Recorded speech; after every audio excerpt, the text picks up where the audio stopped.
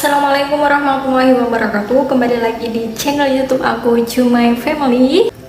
Nah, di video kali ini aku akan sharing pengalamanku lahiran lewat HBL. Apa saja sih yang harus dilakukan saat kita lahiran lewat HBL, sedangkan teman-teman kita yang lahiran yang HBL-nya itu mendekati kita atau samaan dengan kita, lahirnya semuanya sebelum HBL.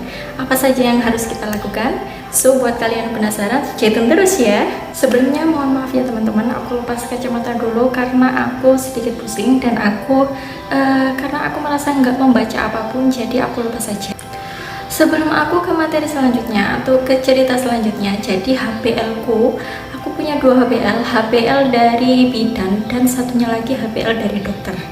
Nah, yang HBL dari bidan ini yang HBL dari bidan itu 3 Juni 2022. Yang HBL dari dokter itu beda-beda karena aku USG di beda tempat. Nah, waktu pertama kali aku USG atau pulang ke Jombang, aku tuh USG di Dr. Rizal. Sedangkan HBL dari Dr. Rizal, setiap bulan aku USG ke sana, HBL-nya tetap, yaitu 25 Mei 2022. Jadi selisih 2 minggu sama HBL dari bidan.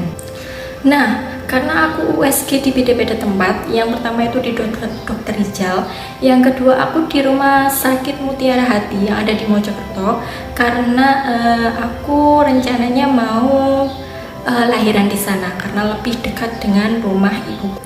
Untuk HBL dari dokter yang ada di Rumah Sakit Mutiara Hati itu hampir sama dengan HBL dari Dr. Rizal, yaitu Dr. Rizal HBL-nya 25 Mei dan dokter yang ada di rumah sakit itu Dr. Sulfakar namanya. Dr. Sulfakar itu tanggal 29 Mei 2022. Nah, mendekati HBL awal Mei itu udah menginjak minggu ke-37 kalau nggak salah. Awal Mei minggu ke-37, jadi sejak saat itu aku bed rest, bukan bed rest maksudnya berhenti dari aktivitas apapun, yaitu ngajar les, ngajar privat, ngajar les rumahan, semuanya aku berhenti. Dan mulai awal Mei itu tepatnya habis hari raya, suamiku tiap minggu pulang. Jadi yang biasanya pulang 3 minggu sekali, aku mendekati HBL, suamiku pulang 1 minggu sekali atau tiap minggu pulang. Kenapa seperti itu? Karena aku planningnya itu aku jaga-jaga kalau ada kontraksi palsu atau HBL-nya maju, benar-benar maju. Soalnya tetanggaku yang hamilnya itu hampir sama dengan aku usia kandungannya, hamilnya itu maju 2 minggu sebelum HBL, jadi semuanya maju. Temanku yang satunya lagi maju 1 minggu sebelum HBL. Nah, waktu itu ada acara hajatan di tetangga aku. Tepatnya itu waktu aku HBL, tepat HBL dari Dr. Rizal, itu tanggal 25 Mei. Tapi aku belum ada tanda-tanda melahirkan sama sekali, jadi nggak ada kontraksi apapun sama sekali.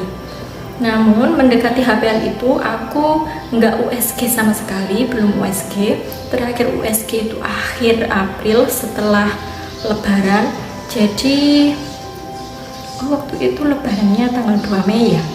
Nah, itu setelah Lebaran, pokoknya setelah Lebaran 5 hari atau 1 minggu setelah Lebaran aku USG ke Rumah Sakit Mutiara Hati dan HBL-nya masih tetap sama tanggal 29 Mei dari Dr. Sulfakar. Nah, setelah itu kan suamiku pulang tiap minggu, jadi aku nggak USG ke sana karena sekali USG lumayan mahal, yaitu 300 sampai 700.000 kalau sama obatnya. Nah, aku itu USG di Dokter Joko yang lumayan dekat juga dengan rumahku, tapi hanya 2 dimensi saja. Nah, tujuannya aku USG di sana, yang pertama murah, yang kedua aku hanya juga bisa memantau air ketuban, kondisi plasenta, dan kondisi kepala baby.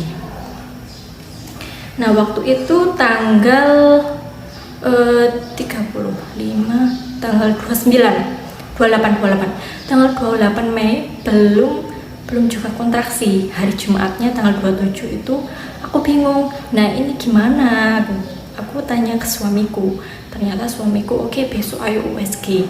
Nah, aku USG di Dokter Joko. Nah, aku USG di Dokter Joko itu tanggal 29 tepat HPL dari Dokter Sulfakar yang dari Rumah Sakit Mutiara Hati.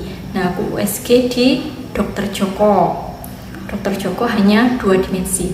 Nah, di Dokter Joko itu aku USG reservasi 1 hari sebelum hari Sabtu, jadi hari Jumat malamnya aku reservasi, Sabtu paginya aku dapat jadwal jam 7.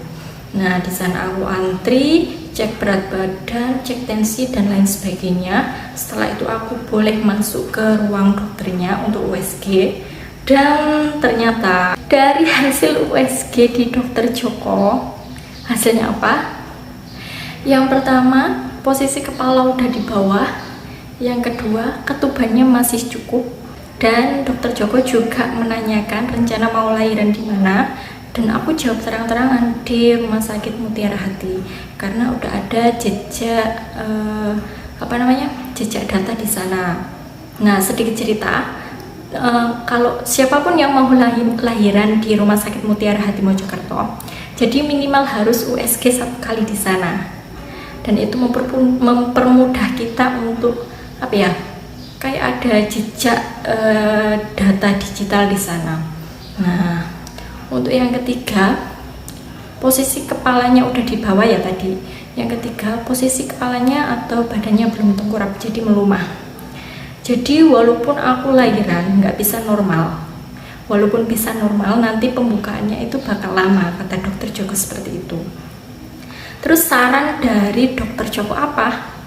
Yang pertama, harus sering-sering hubungan sama suami. Yang kedua, banyak minum air putih. Tapi aku di rumah air putih juga oke. Air kelapa tiap hari aku beli satu teko full yang isinya 1500 ml kalau nggak salah. Itu 3000 di pasar tiap hari.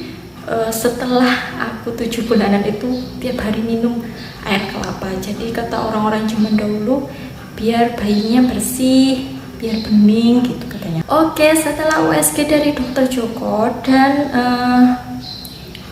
dapat saran dari Dokter Joko, sering hubungan, minum air putih dan lain-lain, karena ini udah 41 minggu dan aku belum ANC terakhir. Hari Selasanya itu aku ANC ke puskesmas.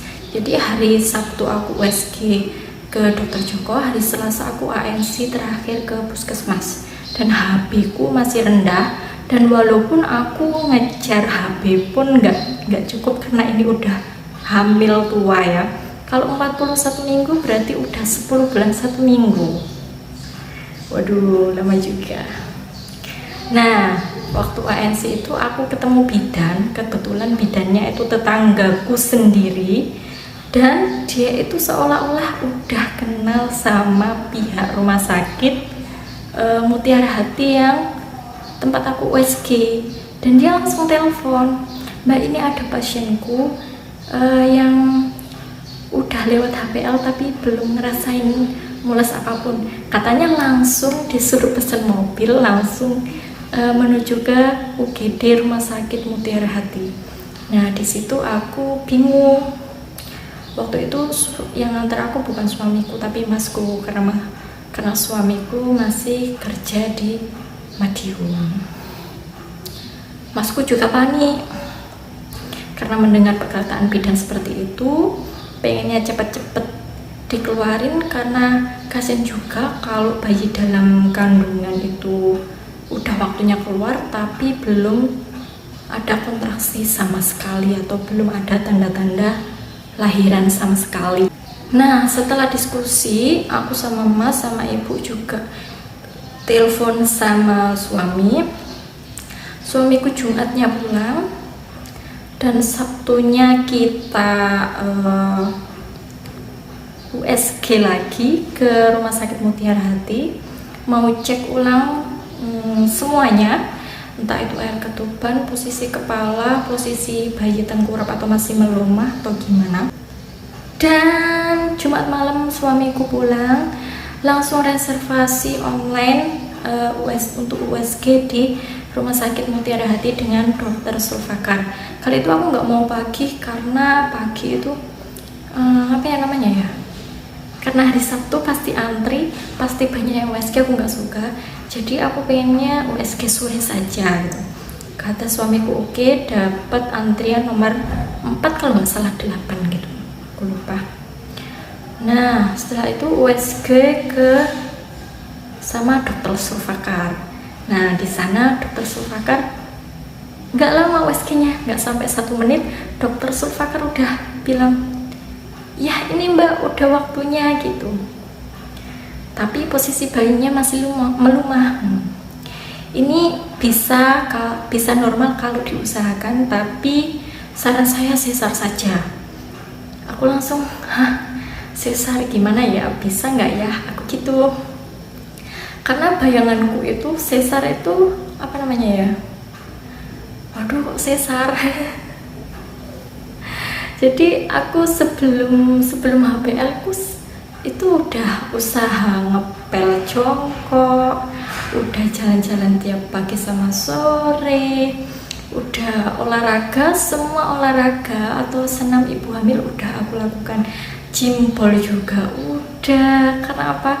Karena aku pengen lahir normal dengan posisi bayi yang udah bagus. Tapi ternyata wallahu alam, Allah mengatakan takdir lain. Jadi posisi bayiku masih melumah, walaupun bisa normal, tapi nanti pembukaannya lama. Terus aku udah di situ udah pasrah banget. Hari itu masih hari Sabtu ya, itu tanggal 4 Juni. Udah melewati 1 hari dari HBL bidan dan udah melewati 2 minggu dari HBL dokter. Nah, kata suamiku yang enggak pikir panjang, suamiku langsung jawab, ya udah dok sesar aja. Karena apa ya, dia tuh dalam hati nggak tega lihat apa ya, perutku udah posisi besar banget. Yang pertama perutku udah besar banget karena waktu itu perkiraan berat badan bayi itu udah 3,2 kata dokter Sulfakar, 3,2 kg. Yang kedua itu posisi bayinya melumah, terus dokter menyarankan sesar, ya udah suamiku langsung mengiyakan. Yang ketiga, karena udah lewat 9 bulan 10 hari, itu udah 10 bulan 1 minggu lebih 3 hari, berapa berarti? 10 bulan 1 minggu, berarti 10 bulan lebih 10 hari. Bayangkan. Dan suamiku mikirnya udah langsung, ya udah sesar aja, mau yang terbaik buat istriku gitu. Dia mikirnya udah istriku sehat, anaknya juga terlahir sehat gitu. Ya udah mengiyakan, dapat jadwal sesar hari Selasa. Dan akhirnya suamiku mengajukan cuti 1 minggu, hari Senin sampai Jumat. Karena hari kerjanya Senin sampai Jumat, sebenarnya kita prepare buat ke rumah sakit. Tapi sebelumnya aku udah prepare, jadi kita bawa 3 tas. Yang pertama tas khusus baju bayi, yang kedua khusus jari aku, yang ketiga khusus bajunya suamiku.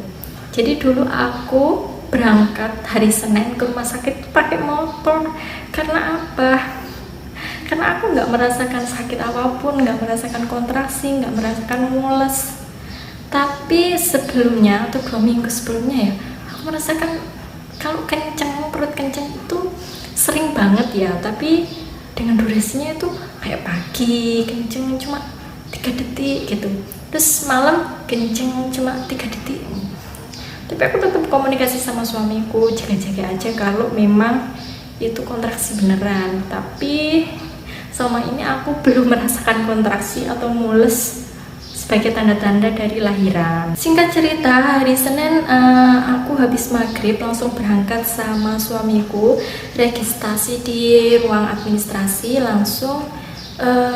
Waktu itu suamiku di kelas 2 ya, kamarnya di kelas 2, tapi aku nggak mau karena satu kamar 3 orang, walaupun di sana ada 2 bed yang terisi, jadi aku merasa terganggu. Jadi suamiku mau naikkan kelas ke yang premium, dimana kelas Zamrud itu hanya ada 1 bed dalam 1 kamar, maksudnya 1 pasien 2 bed, yang 1 bed buat penunggu. Anakku bangun. Dan jadwal operasinya itu jam 7 pagi, langsung ditangani sama dokter Sulfakar. Dan lahirnya itu jauh banget dari perkiraan dokter. Perkiraan dokter itu dari hasil USG 3,2 kilo, tapi pas lahir 4,9 kilo. Bayangkan, besar banget karena udah melampaui usia kandungan.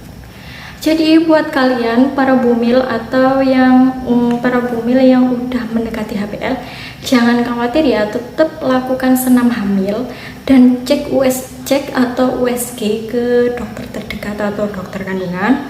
Selalu cek rutin ke puskesmas atau bidan, selalu cek air ketuban, posisi plasenta, posisi kepala bayi dan semuanya, dan pastikan semuanya baik-baik saja ya.